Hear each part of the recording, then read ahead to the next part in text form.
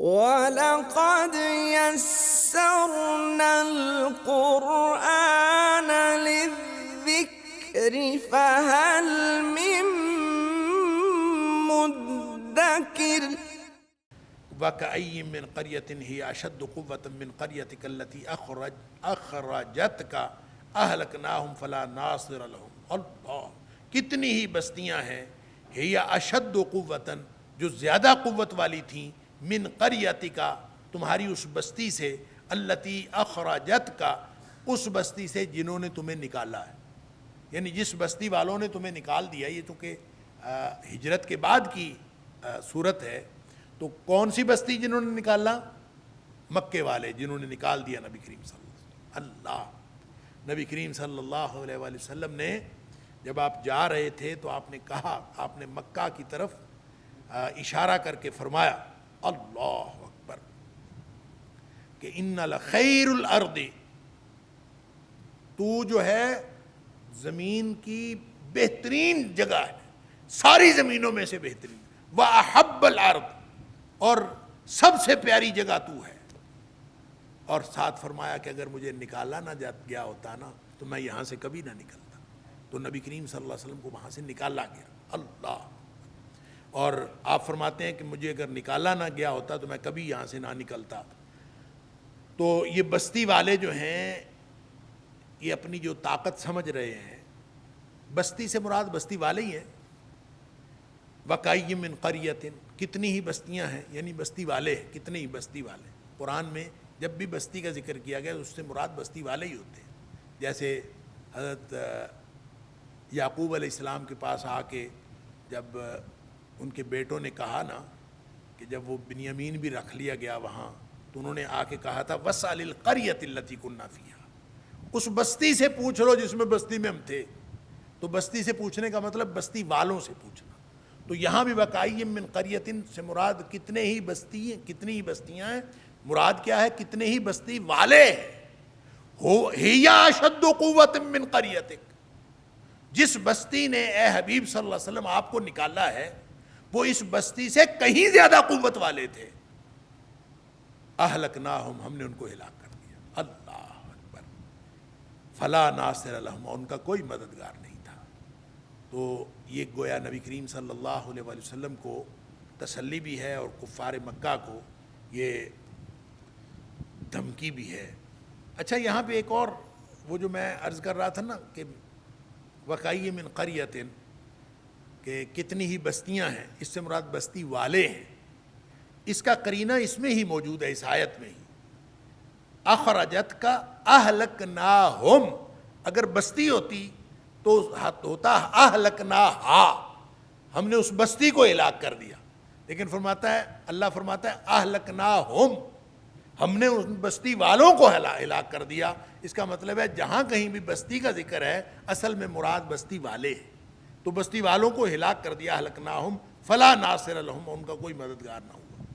افمن کان علی بینۃ من ربہ کمن زین لہ سوء عملہ واتبعوا اہواءہم، کیا پھر وہ کان علی بینۃ من ربہ، وہ جو اپنے رب کی طرف سے کھلی دلیل پر تھا، وہ اس شخص کی طرح ہے کمن زین لہ سوء عملہ، جس کے برے اعمال اس کے لیے مزین ہو گئے، واتبعوا اہواءہم، اور انہوں نے اپنی خواہشات کی پیروی کی۔ جن لوگوں نے اپنی خواہشات کی پیروی کی اور ان کو برے اعمال بھی مزین ہو کے نظر آتے تھے، وہ اور وہ شخص جو اپنے رب کی طرف سے کھلی دلیل پر تھا، وہ ایک جیسے ہیں؟ کیا وہ ایک جیسے ہیں؟ یہ سوال ہے اللہ تعالیٰ، سوال ہی پیدا نہیں ہوتا۔ افمن کان علی بینۃ من ربہ، دیکھیں اللہ تعالیٰ تقابل فرما رہا ہے اہل کفر کی سزا اور اہل ایمان کی جزا میں۔ افمن کان علی بینۃ من ربہ، کیا پھر وہ جو تھا کھلی دلیل پر اپنے رب کی طرف سے، کمن، اس شخص کی طرح ہے، زین لہ سوء عملہ، جس کے لیے مزین کر دیے گئے اس کے برے اعمال، واتبعوا اہواءہم، اور انہوں نے پیروی کی اپنی خواہشات کی۔ گویا جو برے اعمال ہیں نا وہ مزین ہوتے ہیں اپنی خواہشات کی وجہ سے. جو شخص اپنی خواہشات کو محدود رکھے اس کے لیے برے اعمال کبھی مزین نہیں ہوتے. کبھی یہ بھلا ہو سکتا ہے کہ اللہ کا نبی ہو اور ان کو جو ہے اللہ کے نبی کو کے ساتھ بدسلوکی کی جائے, اللہ کے نبی کو مکہ کی بستی سے نکال دیا جائے, اور اللہ کے نبی اور اس کے پیروکار جو ہیں ان کے اوپر ظلم و ستم روا رکھا جائے. کیا اس طرح کے اعمال کبھی کسی شخص کے لیے مزین ہو سکتے ہیں؟ یہ صرف اسی شخص کے لیے مزین ہو سکتے ہیں جس نے اپنی خواہشات کو آگے رکھا ہوا ہے. وَاتَّبَعُوا أَهْوَاءَهُمْ, وہ اپنی خواہشات کی پیروی میں زندگی گزارتا ہے اور اس کی خواہشات میں جو چیز رکاوٹ بنتی ہے اس کو وہ برا خیال کرتا ہے. یہ انہی لوگوں کے سامنے جو ہے اس طرح کے اعمال مزین ہو سکتے ہیں. اللہ تعالیٰ فرماتا ہے کمن زُیِّنَ لَهُ سُوءُ عَمَلِهِ, جن کے برے اعمال جو ہیں ان کے لیے مزین کر دیے گئے اور انہوں نے اپنے خواہشات کی پیروی کی. مثل الجنت التی وعد المتقون, جس جنت کا وعدہ متقی لوگوں سے کیا گیا ہے اس کی مثال.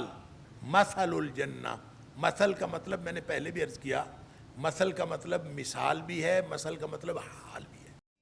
وَلَقَدْ يَسَّرْنَا الْقُرْآنَ لِلذِّكْرِ فَهَلْ مِن مُّدَّكِرٍ وَلَقَدْ يَسَّرْنَا الْقُرْآنَ لِلذِّكْرِ فَهَلْ مِن مُّدَّكِرٍ. تو مثل الجنہ, جنت کی مثال یا جنت کا حال, التی, وہ جنت, وعد المتقون, جس کا وعدہ متقی لوگوں سے کیا گیا ہے, اس کا حال پتہ کیا ہے؟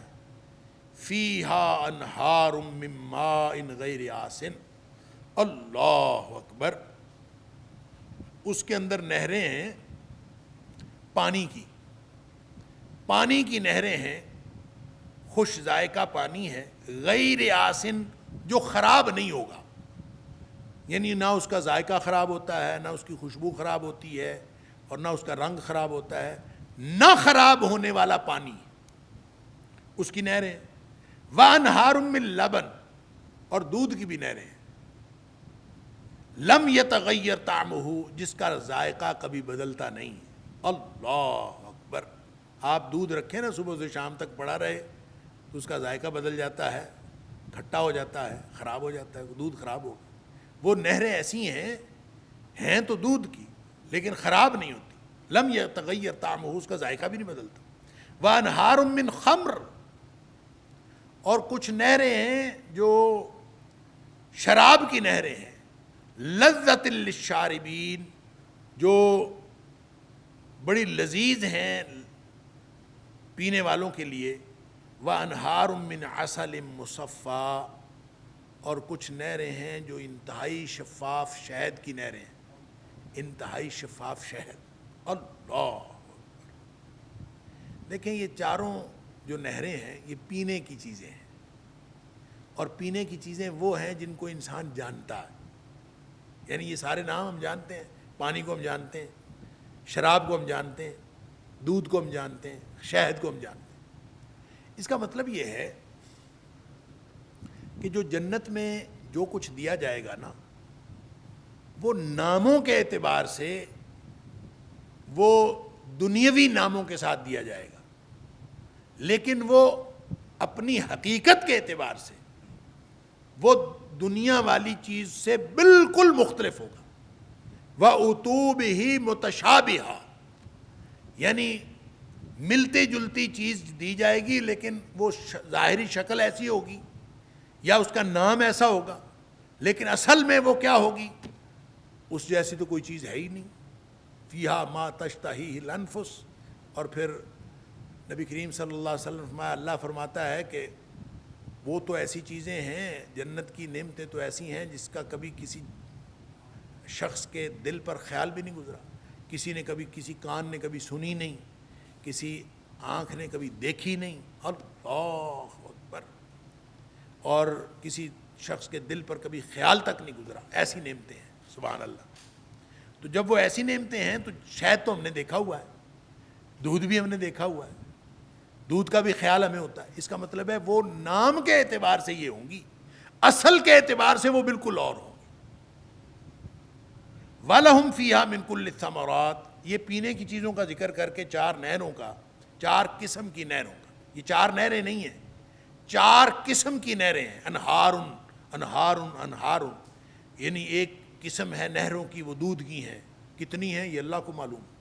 ایک قسم ہے نہروں کی وہ پانی کی ہیں, ایک نہروں کی قسم ہے وہ شہد کی ہیں, ایک شراب کی ہیں. سبحان اللہ. اور رہی بات کھانے کی, تو کھانے کے بارے میں فرمایا وَلَهُمْ فِيهَا مِنْ كُلِّ الثَّمَرَاتِ, ہر طرح کے پھل ہوں گے وہاں پہ. یعنی اس کو تفصیل نہیں بیان کی بلکہ اس کو اجمالاً بیان کر دیا, اور ہر طرح کے پھل کھانے کے لیے ہوں گے. وَمَغْفِرَةٌ مِّن رَبِّهِمْ, اور بخشش ہوگی رب کی طرف سے. یہ انعامات ہیں. یہ وہ لوگ ہیں کمن ہوا خالد فی النار, یہ لوگ جن کو یہ سب کچھ ملے گا, کیا یہ اس شخص کی طرح ہو سکتا ہے ہوا خالد فی النار جو ہمیشہ جہنم میں رہے گا. وَسُقُوا مَاءً حَمِیمًا, جن کو کھولتا ہوا پانی پلایا جائے گا. فَقَطَّعَ أَمْعَاءَهُمْ, جو ان کی انتڑیوں کو کاٹ کر رکھ دے گا. اللہ اکبر. کیا یہ شخص اس کی طرح ہو سکتا ہے؟ گویا اللہ تعالیٰ موازنہ فرماتا ہے جو اہل ایمان ہیں اور جو اہل کفر ہیں ان کا, کہ اعتبار جزا کے اعتبار سے, جزا اور سزا کے اعتبار سے کس قدر جو ہے مختلف. اچھا, یہ جو نہریں ہیں نا, اس کے بارے میں نبی کریم صلی اللہ علیہ وسلم نے فرمایا کہ یہ نہریں جو ہیں جنت الفردوس سے نکلتی ہیں. آپ نے فرمایا کہ فَإِذَا سَأَلْتُمُ اللَّهَ فَاسْأَلُوا الْفِرْدَوْسَ فَاسْأَلُوهُ الْفِرْدَوْسَ, جب تم اللہ سے مانگو نا تو جنت الفردوس مانگا کرو. اس کی وجہ یہ ہے کہ فَإِنَّهُ أَوْسَطُ الْجَنَّةِ وَأَعْلَى الْجَنَّةِ, یہ سب سے بہترین جنت ہے اور سب سے بلند جنت ہے, وہ مانگا کرو. وَفَوْقَهُ عرش الرحمن, اس کے اوپر رب کا رحمان کا عرش ہے. بس سب سے اونچی جنت یہ ہے, اس کے اوپر رب کا عرش ہے. وَمِنْهُ تُفَجَّرُ الْأَنْهَارُ تُفَجَّرُ الْأَنْهَارُ الْجَنَّةِ, جنت کی ساری نہریں جو ہیں وہ جنت الفردوس سے نکلتی ہیں, یعنی منبع ان کے, ماخذ ان کے وہیں پہ ہیں, لہٰذا جنت الفردوس ہی مانگا کرو. اچھا, ایک ترمذی شریف کی حدیث ہے جس سے یہ پتہ چلتا ہے کہ یہ جو جنت کی نہریں جو نکلتی ہیں, یہ نہریں تو ہیں ہی. نہر اصل میں, نہر جب ہم کہتے ہیں نا, عربی میں نہر سے مراد دریا ہوتا ہے. انہار سے مراد دریا نکلیں گے, ایک دودھ کا دریا, ایک شہد کا دریا, ایک شراب کا دریا, ایک پانی کا دریا, یہ دریا ہوں گے. اور یعنی ایک دریا نہیں, ان دریاؤں کی قسمیں ہوں گی. اور نکلیں گے کہاں سے؟ اس کے لیے ترمذی شریف کی ایک حدیث ہے کہ جنت میں سمندر ہیں, ان سمندروں سے نکلیں گے. فرمایا ان فی الجنت بحر الماء, جنت میں ایک پانی کا سمندر ہے. اللہ اکبر. وہ بحر العسل, اور ایک شہد کا سمندر ہے. وہ بحر اللبن, اور ایک دودھ کا سمندر ہے. وہ بحر الخمر, اور ایک شراب کا سمندر ہے. ثم تشقق الانہار بعد, اس کے بعد اس میں سے دریا نکلتے ہیں یا نہریں نکلتی ہیں. اللہ اکبر. کیا نظام ہوگا وہاں پہ, کیا سسٹم ہوگا, اللہ ہی جانتا ہے. وہ مالا عین رأت, اللہ کریم نے فرمایا کہ وَأَعْدَدْتُ لِعِبَادِ الصَّالِحِينَ, میں نے اپنے نیک بندوں کے لیے جو تیار کر رکھی ہے جنت. سبحان اللہ.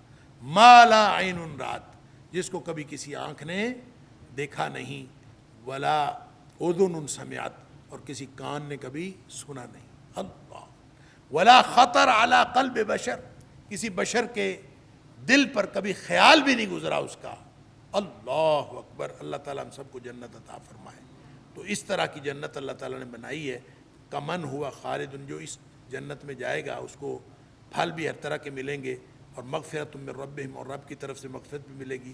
کمن ہوا خالد فی النار, کیا وہ اس شخص کی طرح ہو سکتا ہے ہوا خالد فی النار جو جہنم کے اندر ہمیشہ رہے گا؟ اللہ اکبر۔ وسقوا ماء حمیما، اور جو پانی پلایا جائے گا کھولتا ہوا پانی، فقطع امعاءہم، پھر وہ کاٹ ڈالے گا ان کی انتڑیوں کو۔ اللہ تعالیٰ معاف فرمائے۔ ومنہم، اور ان میں سے کچھ ایسے ہیں، من یستمع الیک، اے حبیب صلی اللہ علیہ وآلہ وسلم، ان میں سے کچھ ایسے ہیں یستمع الیک، جو بڑی توجہ سے آپ کی بات سنتے ہیں، حتیٰ، یہاں تک کہ اذا خرجوا من عندک، جب وہ آپ کے پاس سے نکل جاتے ہیں، قالوا، تو کہتے ہیں، للذین اوتوا العلم، اہل علم سے کہتے ہیں، ان لوگوں سے جن کو علم دیا گیا ان سے کہتے ہیں، ماذا قال آنفا، یہ انہوں نے ابھی کیا کہا تھا؟ یعنی نبی پاک صلی اللہ علیہ وسلم کے پاس آتے ہیں، پوری بات سنتے ہیں، توجہ سے سنتے ہیں، اور یہاں سے نکل جاتے ہیں، اور نکل کے جا کے علم والوں کے پاس بیٹھ کے پھر مذاق اڑاتے ہیں کہ ماذا قال آنفا، انہوں نے کیا کہا تھا؟ یعنی گویا ہمیں تو کسی بات کی سمجھ نہیں آئی، اور انہوں نے کچھ کہا تھا، تو انہوں نے کیا کہا تھا؟ اللہ اکبر۔ اللہ تعالیٰ فرماتا ہے اولئک الذین طبع اللہ علی قلوبہم، یہ وہ لوگ ہیں جن کے دلوں پر اللہ نے مور لگا دی، واتبعوا اہواءہم، اور انہوں نے پیروی کی ہے اپنی خواہشات کی۔ گویا وہ جو کہتے ہیں نا ماذا قال آنفا، یعنی ہمیں تو سمجھ نہیں لگی انہوں نے کیا کہا تھا، غور سے نبی پاک صلی اللہ علیہ وسلم کی بات سن رہے ہوتے ہیں، سن کے چلے جاتے ہیں اور جا کے کہتے ہیں یہ ابھی انہوں نے کیا کہا تھا، یعنی ہمیں تو سمجھ نہیں آئی۔ تو نہ سمجھ میں آنے کے دو اسباب اللہ کریم نے بیان فرمائے ہیں۔ ایک سبب یہ بیان فرمایا ہے کہ اولئک الذین طبع اللہ علی قلوبہم، اللہ اکبر، ان کے دلوں پر اللہ نے مور لگا دی ہے۔ اور مور کیوں لگتی ہے؟ وہ اللہ تعالیٰ نے سورہ نساء میں فرمایا وَقَوْلِهِمْ قُلُوبُنَا غُلْف، یہ کہتے ہیں ہمارے دلوں پر غلاف چڑھے ہوئے ہیں، ہمارے دل ملفوف ہیں، ان کے اوپر غلاف چڑھے ہوئے۔ اللہ تعالیٰ فرماتا ہے بل طبع اللہ علیہم بکفرہم، بلکہ حقیقت یہ ہے کہ اللہ نے ان کے کفر کی وجہ سے ان کے اوپر مور لگا دی ہے، ان کے کفر کی وجہ سے ان کے اوپر مور لگی ہے۔ لہذا ایک تو وجہ یہ ان کے کفر کی وجہ سے ان کے دلوں پر مور لگ جاتی ہے، اس لیے ان کو سمجھ نہیں آتی، اور دوسری وجہ واتبعوا اہواءہم، وہ اپنی خواہشات کی پیروی کرتے، اس لیے ان کو سمجھ نہیں آتی۔ اللہ، قرآن حکیم کی سمجھ نہ آنے کی یہ دو بڑی وجوہات ہیں، اور یہ جو حال بیان کیا ہے اللہ کریم نے، یہ منافقین کا حال ہے کہ منافق جو ہیں نبی پاک صلی اللہ علیہ وسلم سے قرآن سنتے تھے، اور پھر جا کے وہ اوت العلم کون ہیں، علم والے کون ہیں؟ علم والے سے مراد صحابہ کرام، وہ صحابہ کرام کے پاس چلے جاتے تھے اور جا کے کہتے تھے کہ یہ ابھی انہوں نے کیا کہا، ہماری تو سمجھ میں بات نہیں آئی۔ وَلَقَدْ يَسَّرْنَا الْقُرْآنَ لِلذِّكْرِ فَهَلْ مِن مُّدَّكِرٍ وَلَقَدْ يَسَّرْنَا الْقُرْآنَ لِلذِّكْرِ فَهَلْ مِن مُّدَّكِرٍ۔ اللہ تعالیٰ فرماتا ہے دو وجہ سے سمجھ میں نہیں آئی، ایک تو وہ لوگ جو کفر کے اندر آگے بڑھے ہوئے ہیں، ان کے کفر کی وجہ سے اللہ تعالیٰ ان کے اوپر مور لگا دیتا، اور دوسرا خواہشات کی پیروی کی وجہ سے۔ آپ لوگ سوچ رہے ہوں گے کہ یہ تو منافق ہیں، تو ان کے کفر کی وجہ سے ان کے دلوں پر مور لگی، تو منافق اور کافر میں تو فرق ہوتا ہے۔ سن لیجئے، میں نے پہلے بھی کئی دفعہ عرض کیا ہے کہ جو کافر ہوتا ہے وہ تو اپنے کفر کو ظاہر کرتا ہے، اور جو منافق ہوتا ہے وہ بھی کافر ہے، اس نے اپنے کفر کو چھپایا ہوا ہوتا ہے، وہ بھی کافر ہے۔ لہٰذا اس کے دل پر جو مور لگتی ہے وہ اس کے کفر کی وجہ سے لگتی ہے، وہ کفر جو اس نے چھپایا ہوا ہے۔ ہم سمجھتے ہیں شاید ایک طرف مومن ہے، ایک طرف کافر ہے، درمیان میں منافق ہے، ایسا نہیں ہے۔